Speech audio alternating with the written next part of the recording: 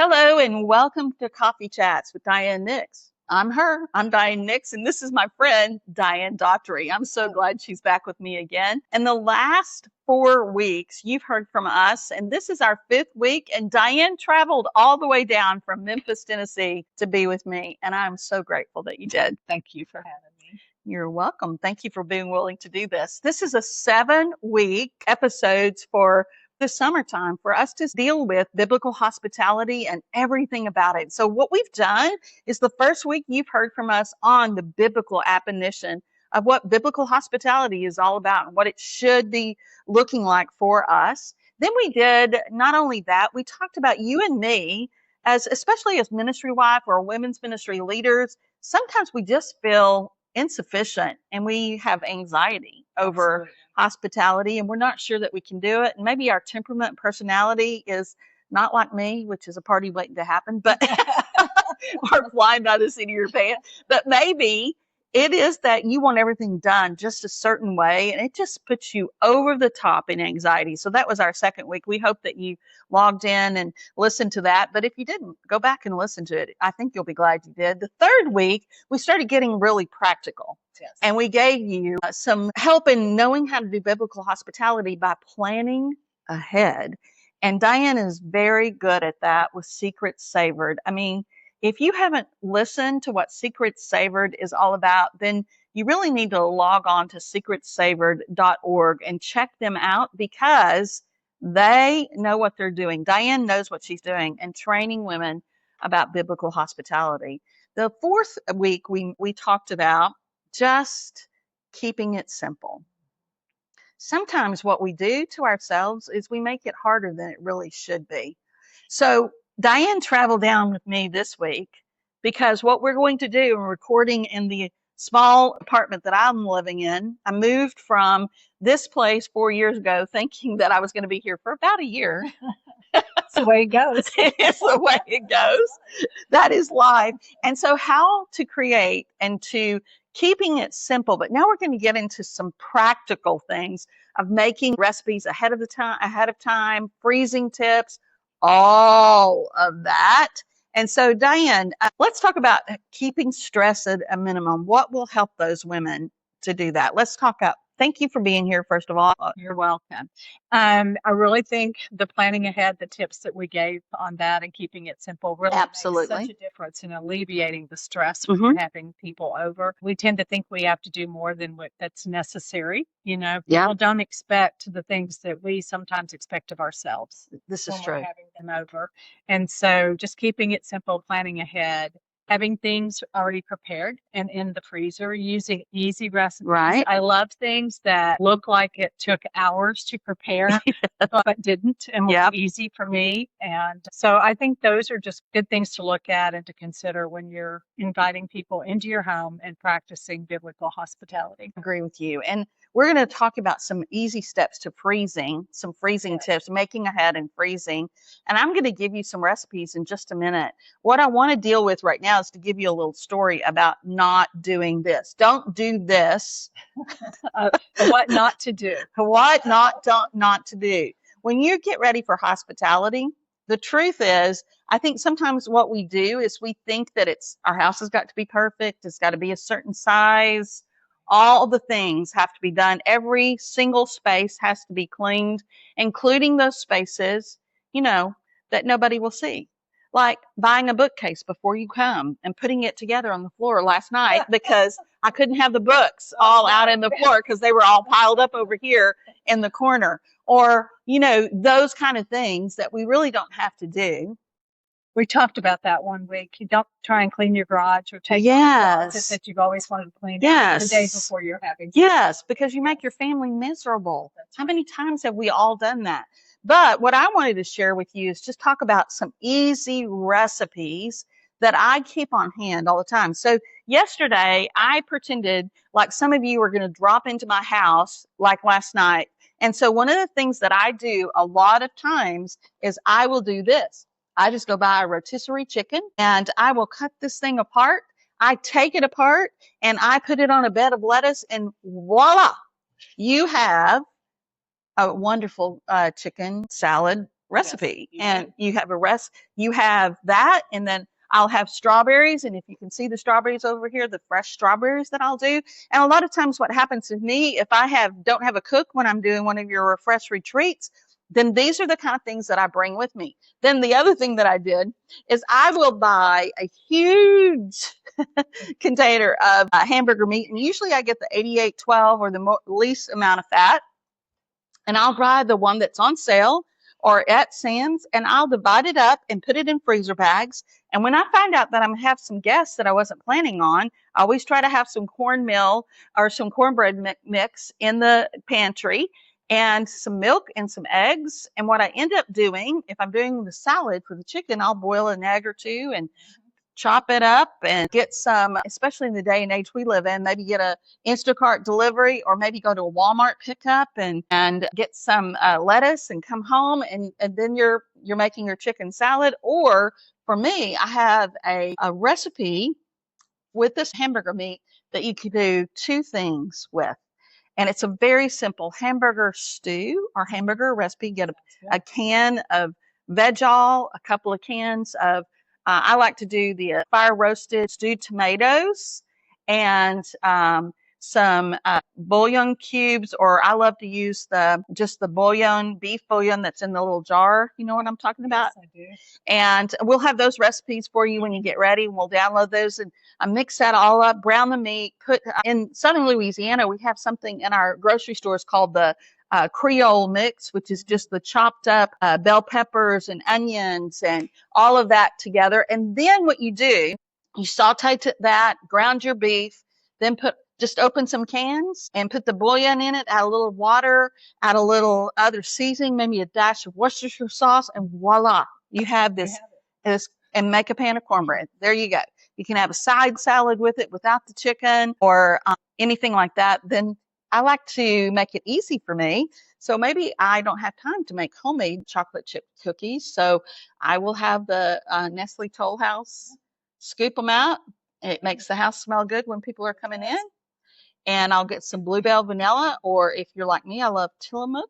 I'll get some vanilla ice cream or some Bluebell, which is my husband's favorite, a vanilla bean or homemade vanilla ice cream, and put it with a strawberry or two, a warm chocolate chip cookie, and we have an entire meal. And people think you've spent a lot of time on it, but literally it took me about 20 minutes to make all of that, to put it all together. It's done. And then it's not about you. Like, seriously, not about you. So that's one thing that I do.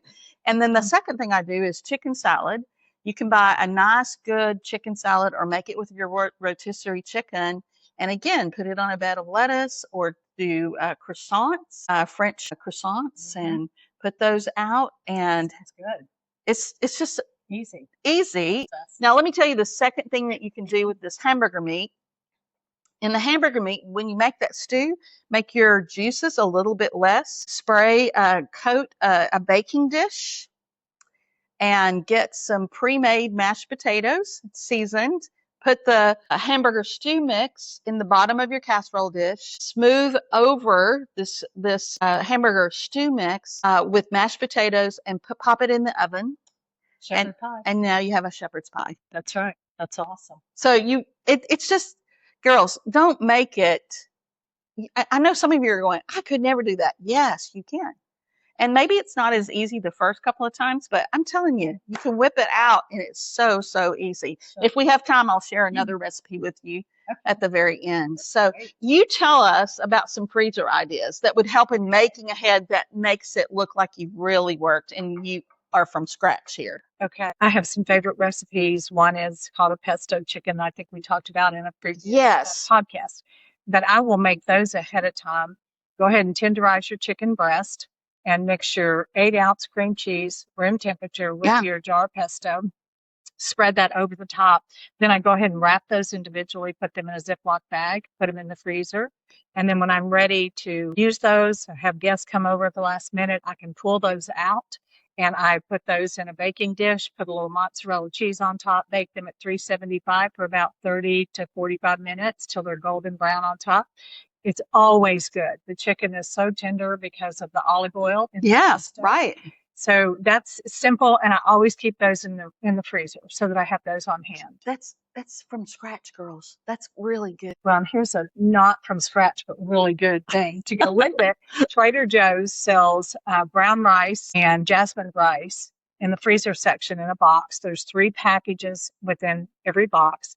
And I'll take a couple of those, put them in a dish frozen, sprinkle a little melted butter, salt and pepper, some garlic powder. Okay. Put that in the oven while the chicken is baking, and it turns out perfect every time. You've not dirtied a pan where you're having to dig all that rice out of the bottom. It just works, and it's quick and easy. So I keep those rices in the freezer as well.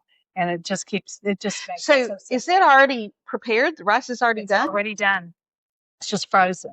So all you have to do is just put it in the oven, and you just heat it up while your entree is cooking. And then your rice is done. That's so incredible. If you have a vegetable you've done in the oven as well, you've not dirtied any pans on top of your stove, which is so nice not to have all that mess and clean. Right, absolutely. And then when I buy my hamburger, sometimes I will go ahead and make hamburger patties, season it, go ahead and make the patties, wrap them individually, put them in a bag. I will go ahead and brown part of it. Okay. And then I've got it browned and in the freezer in the container. So it's ready to go if I want to use it for vegetable soup or for something like that. These are meal prep ideas, girls, because for our busy families, sometimes it's not about biblical hospitality. Some of the best hospitality we can do is giving our families home-cooked meals, right? Especially in the season that we're coming into. Well, and the freezer is a great appliance because it preserves things for a long time. Yeah. And so you can always just freeze things. My son-in-law used to call me the freezer queen. And no, I've got one. Hello, everyone. My name is Rachel Nix, and I am the daughter of the host of this podcast, Diane Nix. And I am just coming in here for a brief interruption to let you know that my mom has come out with a year-long devotional. If you know my mom, you know how deeply she loves Jesus and how passionate she is about encouraging women in their ministry. And I'm so proud of her for creating Living in the Overflow. It's a year-long devotional written by 4 incredible women to help you walk through every season with God. You can get the devotional and the companion journal together for $35 on the Contagious Joy for Him website. And every dollar goes back into Contagious Joy to help my mom continue creating amazing resources for you guys and also hosting the amazing Refresh retreats, which some of you might have attended and you know how amazing they are. So I know that I would deeply appreciate it, and my mom would too, if you check out the link in the description below. Thank you so much. Back to the podcast. That can match you. I'm going to tell you right now. But it's a good thing to do. You want to make sure when you freeze, though, that you wrap things appropriately, that they're airtight, right? That you've labeled them and dated them, because what happens is we bring new things home from grocery shopping, and we shove everything that was in there to the back and put the new things in the front.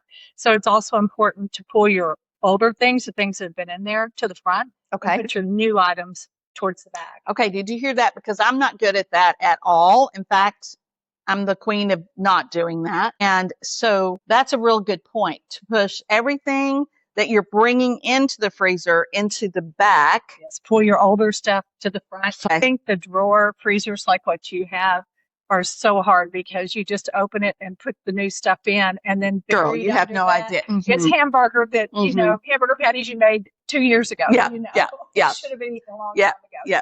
So it's just important to do that. Make sure they're wrapped appropriately and that you date them, because we forget, you know. We do forget. And if y'all don't forget, I'm going to tell you that at some point in your life, you are going to forget.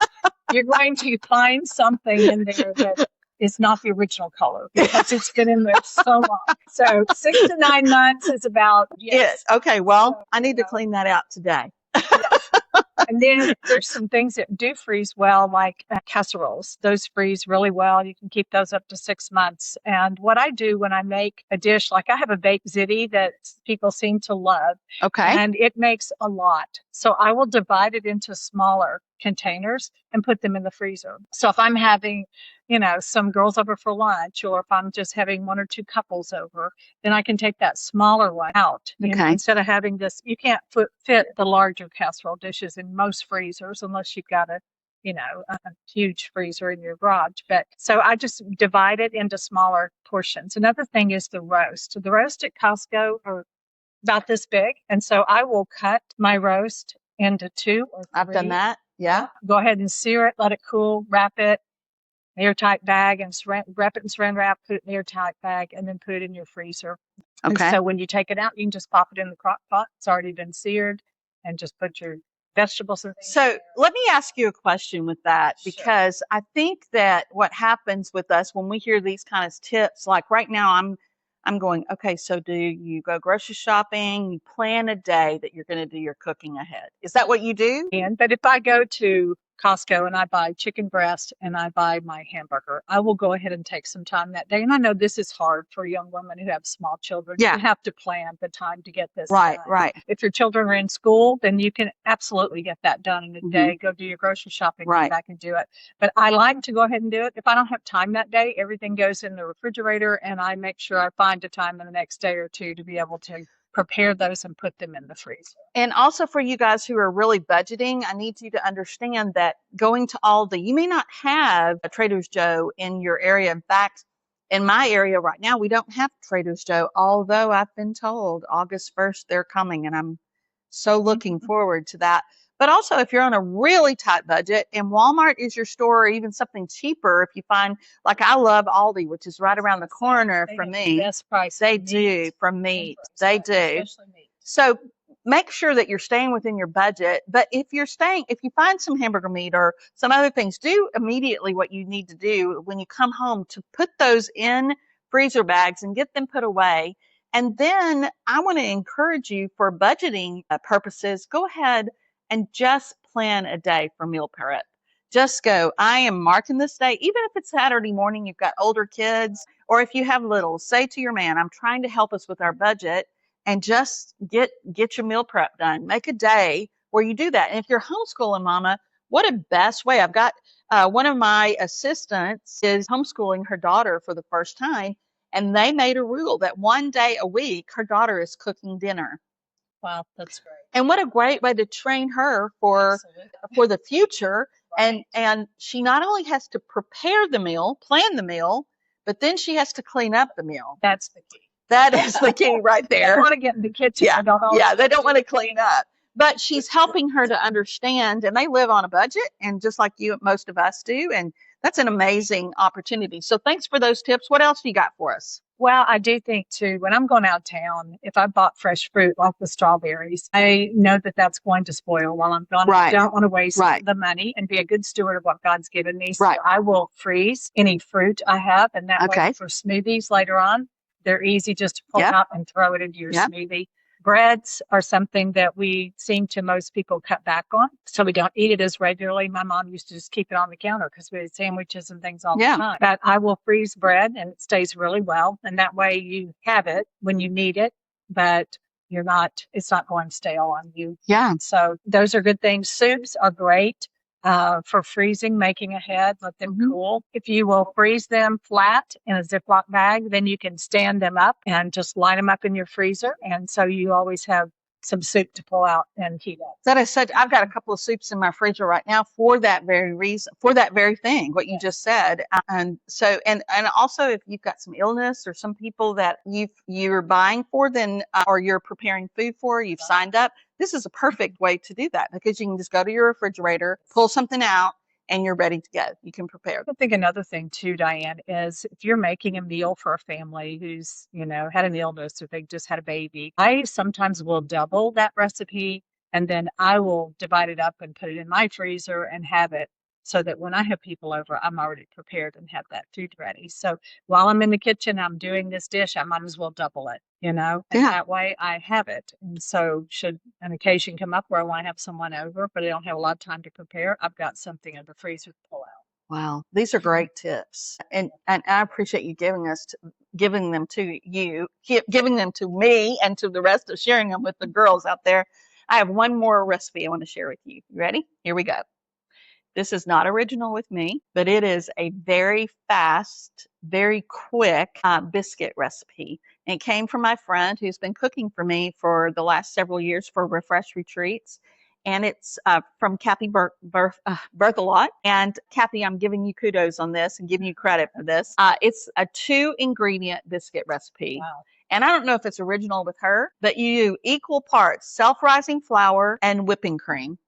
And so 2 cups of self-rising flour and 2 cups of whipping cream, which gives you the fat that you need for biscuits. You put them in a cast iron skillet. You make them out, make sure you have a wet dough, and then you can just use a glass to cut them, put them in your cast iron skillet, bake them at around 400, 425 until they're golden brown, and you have delicious biscuits. You can freeze them, and many times Kathy would make them ahead and freeze them, and then we would pop them out and warm them in the oven, and they were delicious. So many of you that have been at Refresh Retreats have asked for that recipe. We'll have it as a download for you from this episode, along with some other tips for you.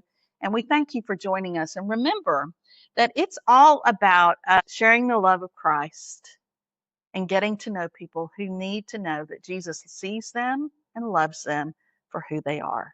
Now, our sponsor is Samaritan's Purse, Operation Christmas Child, who for the last several years have reached and touched the hearts of millions of children with the gospel because of you packing a red Christmas box. Thank you for doing that. And thank you, Diane, for joining me. Thank you, Todd. SecretSavored.org. You need to be a part of that ministry and host one of their Bible studies at your next women's gathering. God bless. Until next time, I'm Dianne Nix.